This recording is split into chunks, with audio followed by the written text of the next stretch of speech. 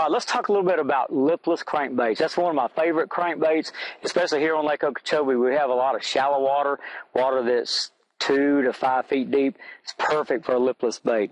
And why the lipless baits are so good, they put off a lot of vibration, a lot of sound, and all of them make different kind of sounds. And sometimes one might be a little better than others, but you never know till you try a lot of different kinds. But there's a couple of new ones on the market today, but there's so many different kinds. Like this is a Yozuri.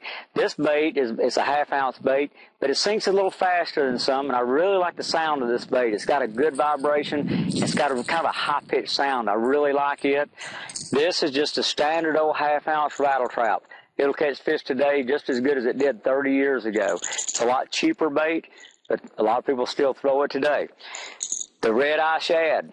Van Dam has made a living throwing these things. This is a 1/4 ounce, and you'll notice the chrome ones the chrome kind of comes off of them a little bit more than others, and the white ones seem to last a little longer. But how you pick the colors in these things, usually if you're in real clear water and the sun is real bright, pick a gold or a chrome with a real shiny finish, because a lot of times it's that flash that makes those fish bite it. It's coming through the water and that sun reflects off of this. But now what happens when you go out on a cloudy day or the water's maybe not so clear? The sun can't penetrate enough to put off a flash. They'll see the white one much better and on a cloudy day or a little bit dingier water than they'll see this one. So how you pick your color, pick the chrome or the gold, something that's going to put off a lot of flash on the bright sunny days in clear water, and pick the white ones like this sexy shad color when you have a cloudy day or the water's a little off color. But now one of my all-time favorites, I just started throwing it this year. It's a bait that just came out this year. It's called a hover trap. Now this bait here, all of them are the same size. There's 3 different ones. This is a gold one. This bait right here is probably caught 400 bass, because back in the spring we were catching 100, 150 fish a day.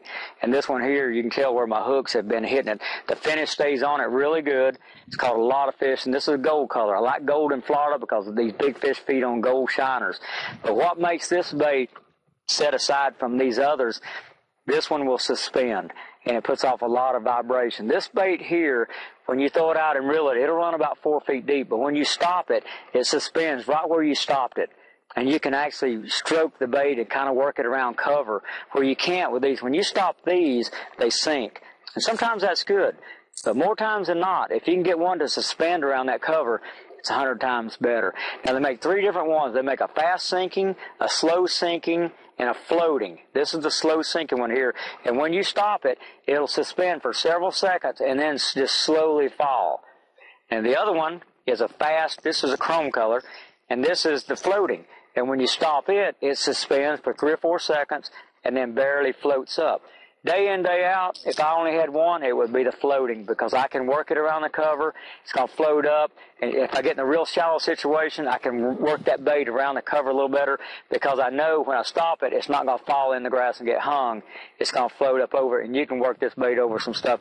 This is the Mac Daddy of lipless baits on Lake Okeechobee, and it's going to be probably once it takes off and people hear about it, it'll be the top selling crankbait of all time.